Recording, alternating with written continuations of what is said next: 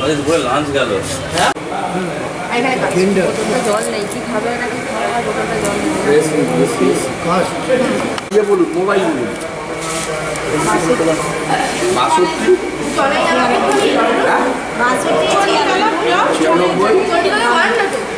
অনেক এটার মধ্যে মেমোরি কার্ডের জায়গা আছে দেখতো।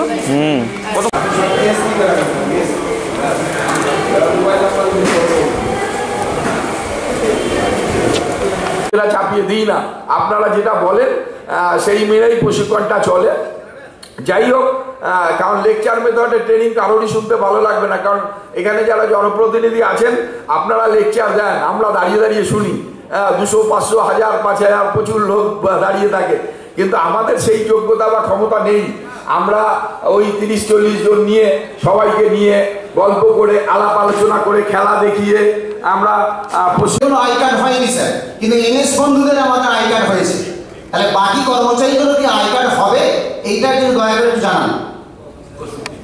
নমস্কার স্যার। কিন্তু এমওপিআর ধরবে যে আমরা ট্রেনিংগুলো করাইনি। ধরুন এই জেলায়, মানে আমিও এই জেলায় নতুন, আমি আসার পর থেকে অলরেডি 12,000 ট্রেনিং আমরা কমপ্লিট করেছি। 12,000 পার্টিসিপেন্টসের। এই 12,000 পার্টিসিপেন্টসকে ধরে ধরে ফোন করে তার ফিডব্যাক করানো, এটা একটা টাফ জব, এবং এটা করতে গেলে হয়তো অনেকগুলো জীবন আমাদের কেটে যাবে।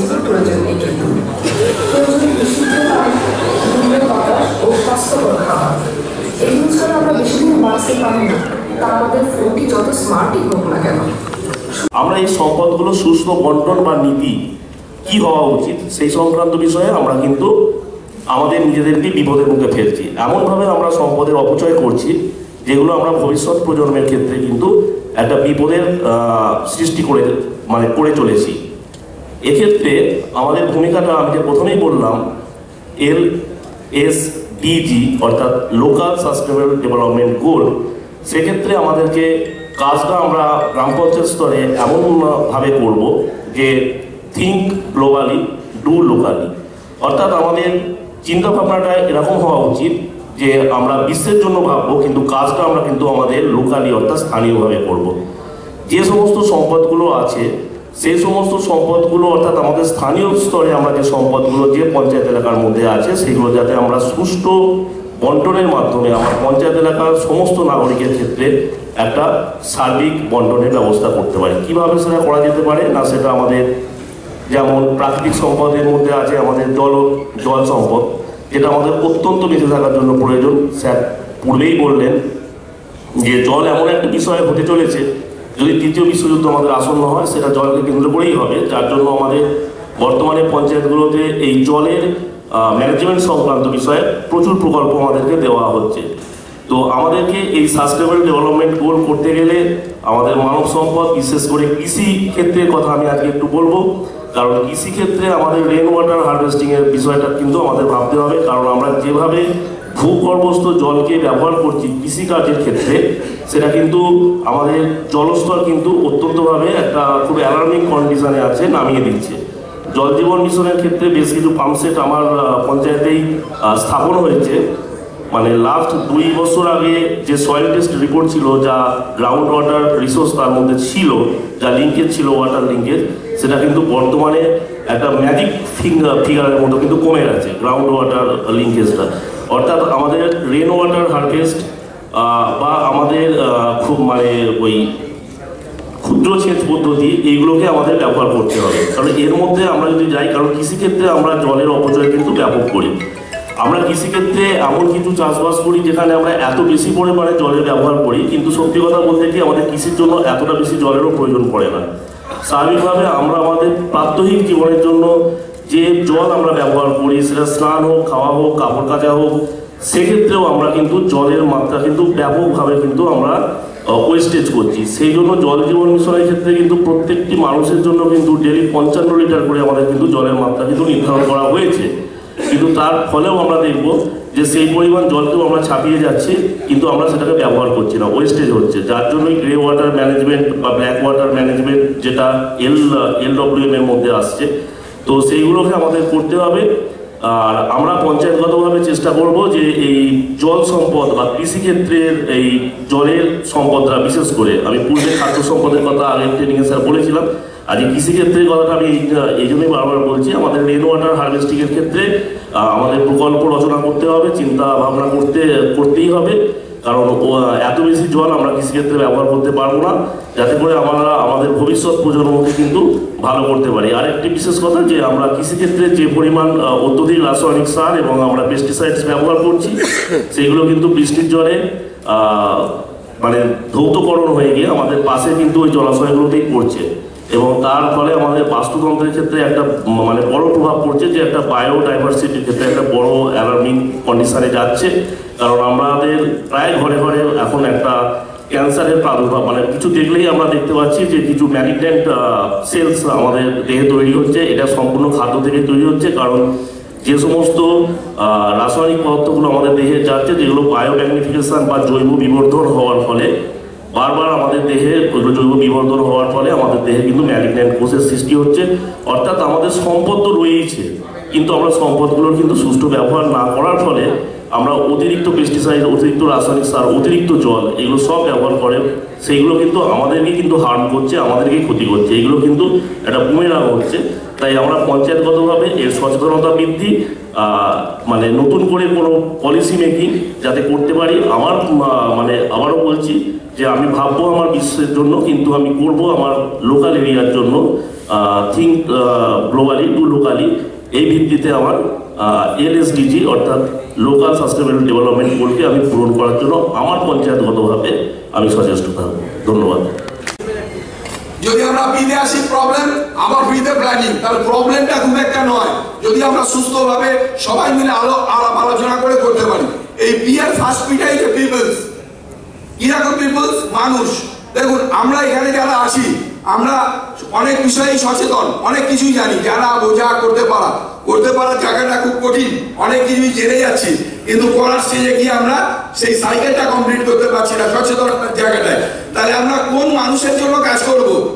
পিপলস কোন মানুষ, কাদের জন্য করবো? যারা পিছিয়ে পড়ে আছেন, ভালনারেবল, যারা একদম রিমোটে বাস করছেন। তাহলে গ্রামীণ বিকেন্দ্রীকরণের শেষ ধাপ ওই মানুষটা, কোনো উপসমিতি নয়, কোনো গ্রাম উন্নয়ন সমিতি নয়, কোনো পরিচালন কমিটি নয়, ভিএইচএসএসসি নয়, বিডব্লিউএসসি নয়, ওই মানুষটাকে জানান যে তোমার এই অধিকার আছে। রাজ্য সরকারের ৭৪টা স্কিম আছে, একটা বাচ্চা শিশু জন্ম থেকে মৃত্যু পর্যন্ত প্রচুর স্কিম আছে। সচেতন হন, সে তার অধিকার আদায় করে নেবে। সবাইকে স্বনির্ভর দলের মধ্যে ট্যাগ করে দিন, তাহলে এই পিপলস এর জন্য কাজ করতে হবে। সেকেন্ড পিটাই হচ্ছে প্ল্যানেট, পৃথিবী। আমরা যদি ভাবি বাসস্থানটা, আমি এখানে বসে নিশ্চয়ই দুধুটা ফেলছি না, তাই না? তাহলে আমি যখন আমার ঘরে থাকি, ঘরের মধ্যে প্লাস্টিকটা ফেলে দিই, ঘরের মধ্যে দুধুটা ফেলি, ঘরের মধ্যে মলমূত্রটা ফেলি, পৃথিবীটা আমাদের বাসস্থান। এইভাবে যদি ভাবনাটা ভাবি, তার তো একটা সার্জিক্যাল ম্যানেজমেন্ট আছে, সলিড লিকুইড ওয়েস্ট ম্যানেজমেন্ট আছে, স্পিড ম্যানেজমেন্ট আছে। ছোটবেলা থেকে পড়ে আসছি ডু নট স্পিড এনিওয়্যার, তাই না? যত থুতু ফেলো না। দেখবেন আমরা সরকারি অফিসগুলোতে যাই, মানে দেখবেন হেঁটে যাই যখন, মানে সত্য সেলুলাস কি বিচিত্র এই দেশ, আশ্চর্য লাগে। ওই সিঁড়ির কর্নার দেখলেই দেখবেন সেখান দিয়ে আর যাবেন, আপনিও অসুস্থ হচ্ছেন। মানে গুগল সার্চ করে দেখবেন যে প্রতি মিনিটে একটা মানুষ ডায়রিয়াতে মারা যায় সারা বিশ্বে, আর ভারতবর্ষে বাইরে থুতু ফেলার জন্য বেশি মানুষ মারা যাচ্ছে। ভাবা যাবে। কিন্তু আমরা এই পৃথিবীটার এই ভার বহন করতে পারছি না। এর জন্যই এসডিজি, এর জন্যই 9টা থিম। আসুন আমরা নিজেরা পরিবর্তন, you can't change the world, change yourself. আপনি অন্যের পরিবর্তন করতে পারবেন না।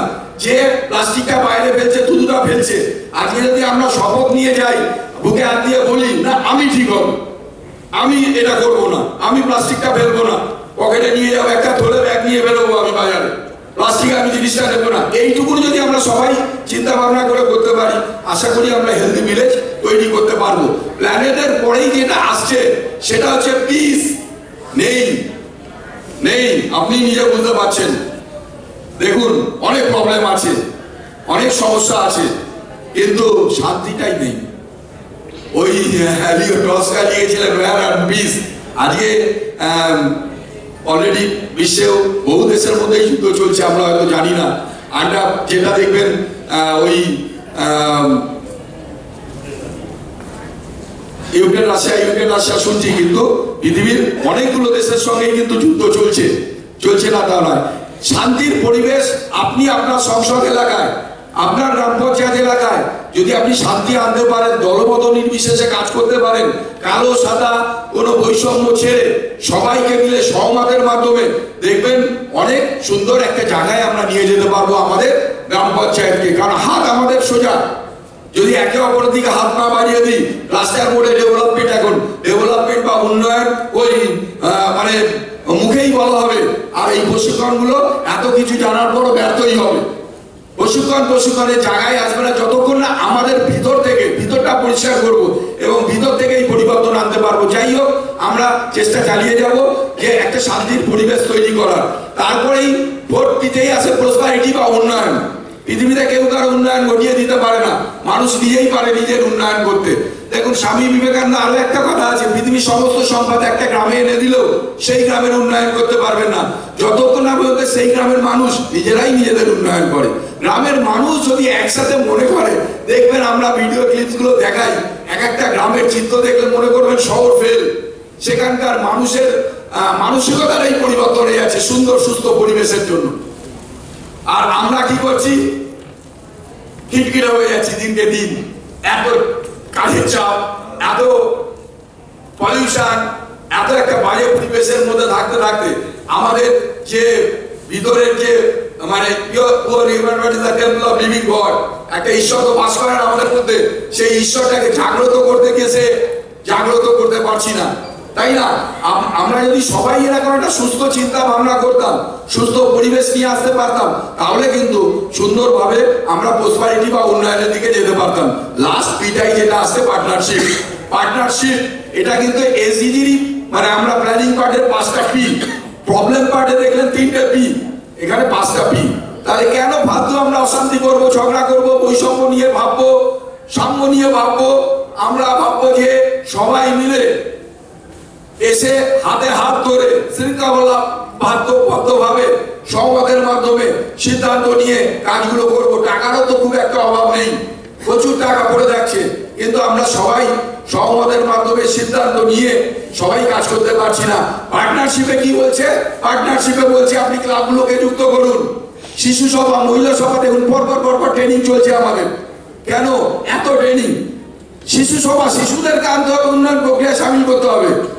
কন্যাশ্রী ব্রিগেড, কন্যাশ্রী মানে কন্যা মহিলাদের সংগঠন করতে হবে, স্বনির্ভর দল করতে হবে, ক্লাব, এনজিও, পাড়ায় যখন চায়ের দোকানে আড্ডা দিচ্ছেন আপনাকে এসডিজি থিমের কথা বলতে হবে, তাদেরকেও বোঝাতে হবে পৃথিবীটা কঠিন একটা, যে কোনো সময় দেখুন, যে কোনো সময় যে কোনো প্রাকৃতিক দুর্যোগে আমার আপনার জীবন চলে যেতে পারে। তাহলে কেন আমরা সাবধান হব না? তাই না? আমাদের সাবধান হতে হবে, পৃথিবীটাকে বাঁচানোর জন্য আমাদের লড়াই করতে হবে এবং ভালো কাজ করতে হবে, পরিবেশ দূষণ মুক্ত একটা কাজ এবং সর্বস্তরের বিকেন্দ্রীকরণের শেষ ধাপ পার্টনারশিপ বলছে। ক্লাব, এনজিও, কন্যাশ্রী ব্রিগেড, বিভিন্ন মহিলা সমিতি, বিভিন্ন স্বনির্ভর দল, ক্লাস্টার কমিটি, তার মধ্যে দিয়ে একদম হাউস টু হাউস এই বার্তা পৌঁছে দেওয়া যে পৃথিবীটা কিন্তু ডুবলে কাঁদছে। পৃথিবীটাকে বাঁচানোর জন্য আমরা চেষ্টা করব ভালো দূষণ মুক্ত একটা প্ল্যানিং, নিজে বাইরে প্লাস্টিক ফেলবো না, নিজে বাইরে থুতু ফেলবো না, নিজে বাইরে মলমূত্র ফেলবো না, নিজে বাইরে সার্জিক্যাল গুড যেগুলো আছে, সার্জিক্যাল ওয়েস্ট ম্যানেজমেন্ট বা এখন ই ওয়েস্ট ম্যানেজমেন্ট চলে এসছে।